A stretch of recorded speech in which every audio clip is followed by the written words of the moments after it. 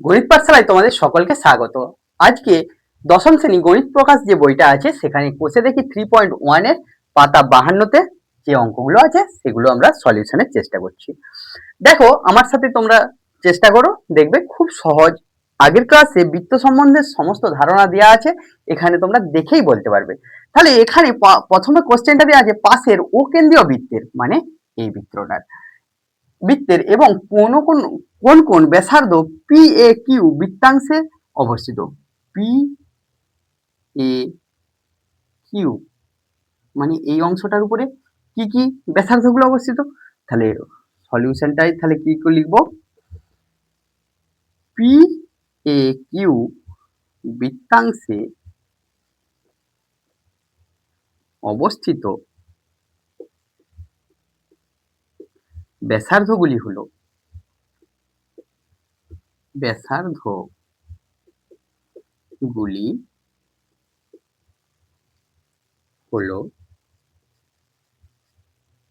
কি কি হবে, ও পি, ও এ, ও সি আর ও কিউ।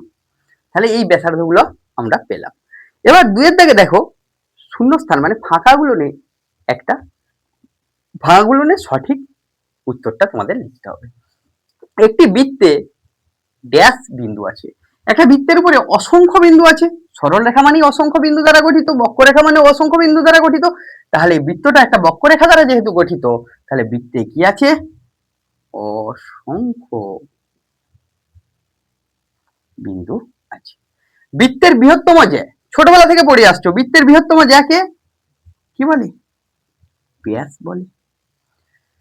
জ্যা বৃত্তাকার ক্ষেত্রকে দুটি কিসে বিভক্ত করে, একটা যদি জ্যা টানি তাহলে দুটো কিসে বিভক্ত করছে, এটা আর এটা, দুটা বৃত্তাংশে বিভক্ত করে। কিসে বিভক্ত করে, বৃত্তাংশ। এবার বলছে বৃত্তের সকল ব্যাস ড্যাশ বিন্দুগামী। তাহলে ব্যাস কোন দিকে যাবে, যখনই ব্যাস হবে সে অবশ্যই কার উপর দিয়ে যায়, কেন্দ্রবিন্দু দিয়ে। তাহলে কেন্দ্র বিন্দুগামী। দুটি বৃত্তাংশ সমান হলে, বৃত্তাংশ দুটো সমান হলে তাদের বৃত্তচাপ দুটোর দৈর্ঘ্য অবশ্যই কি হবে, সমান হবে। এরপর দেখো 6 অঙ্কেতে আমাদের কি দেয়া আছে, 2 দাগের 6 যে অঙ্কটা আছে, বৃত্তের একটি একটি বৃত্তাকার ক্ষেত্রের বৃত্তকলা হলো বৃত্তচাপ এবং দুটি ড্যাশ দ্বারা সীমাবদ্ধ। দেখো বৃত্তকলাটা কোনটা, একটা যদি বৃত্ত আঁকি, এখানে বৃত্তকলা হলো কোনটা, তাহলে বৃত্তচাপ এবং দুটা কি দ্বারা সীমাবদ্ধ, ব্যাসার্ধ দ্বারা। কি দ্বারা, ব্যাসার্ধ দ্বারা সীমাবদ্ধ। বৃত্তের বাইরের কোনো বিন্দু থেকে কেন্দ্রের সংযোগ সরল রেখা, তাহলে বৃত্ত একটা আছে, তার কেন্দ্র বাইরের কোনো একটা বিন্দু আর তার ব্যাসার্ধ, দুটোর দৈর্ঘ্য কি হবে, ব্যাসার্ধ থেকে ব্যাসার্ধের দৈর্ঘ্য অপেক্ষা বাইরের যে বিন্দুটা আর কেন্দ্রবিন্দুর সংযোগ সরল রেখা সেটা কি হয়, বৃহত্তম। বৃহত্তম হয়। এরপর তোমরা কত অঙ্ক, 3 অঙ্কটা দেখো, স্কেল ও পেন্সিল কম্পাসের সাহায্যে একটা বৃত্ত এঁকে কেন্দ্র, জ্যা, ব্যাস, ব্যাসার্ধ, উপচাপ, অধিচাপ নির্দেশ করতে বলছে। তাহলে আমি আর কোশ্চেনটা লিখছি না, তোমরা 3 নাম্বার অঙ্কটা দেখো।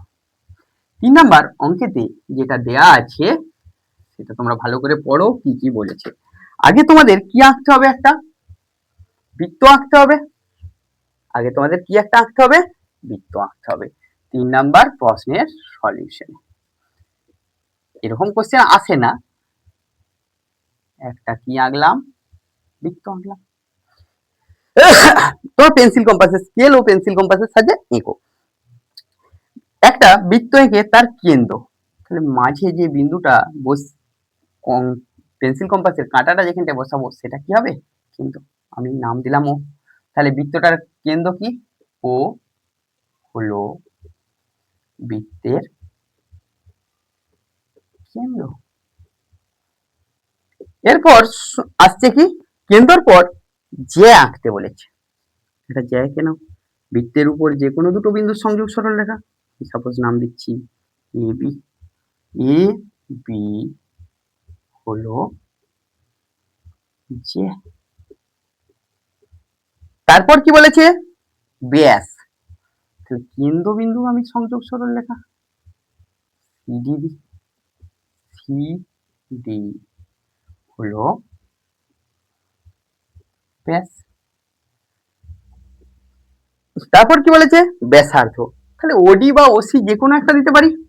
ওসি হলো ব্যাসার্ধ। অনেক ব্যাসার্ধ আঁকা যাবে, শুধু একটাই দিচ্ছি, ওডি হলো ব্যাসার্ধ। উপচাপ আর অধিচাপ আঁকতে বলেছে।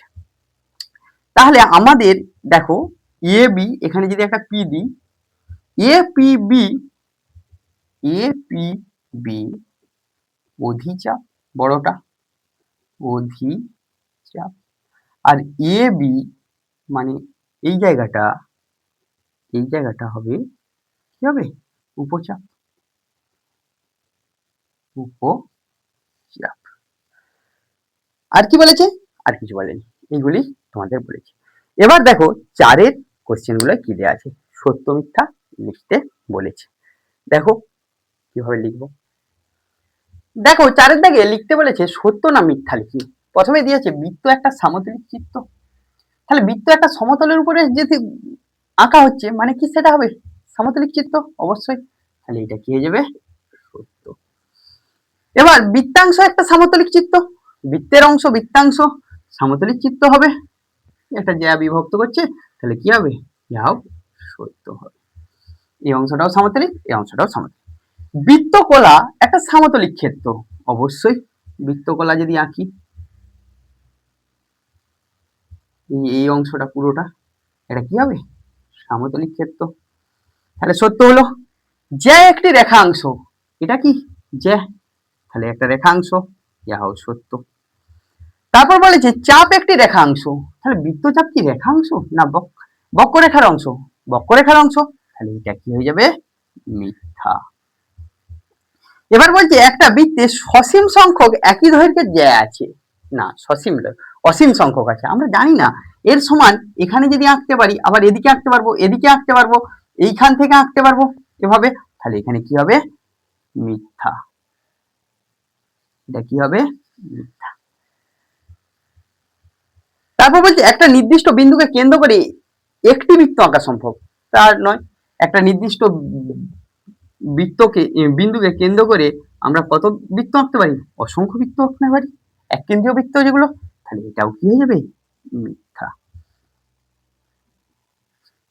দুটি সর্বসম বৃত্তের ব্যাসার্ধের দৈর্ঘ্য সমান হয়, অবশ্যই সমান হয়।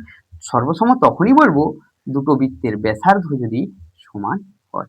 তাহলে এটা কি হয়ে যাবে? সত্য হয়ে যাবে। গণিত পাঠশালার ক্লাস যদি তোমাদের ভালো লাগে, গণিত পাঠশালা ইউটিউব চ্যানেলকে সাবস্ক্রাইব করো ও পাশের বেল আইকনটি প্রেস করো। গণিত পাঠশালা বাই অনুপ ফেসবুক পেজকে ফলো করো, বন্ধুদের মধ্যে শেয়ার করো, কমেন্ট করো, লাইক করো। Thank you.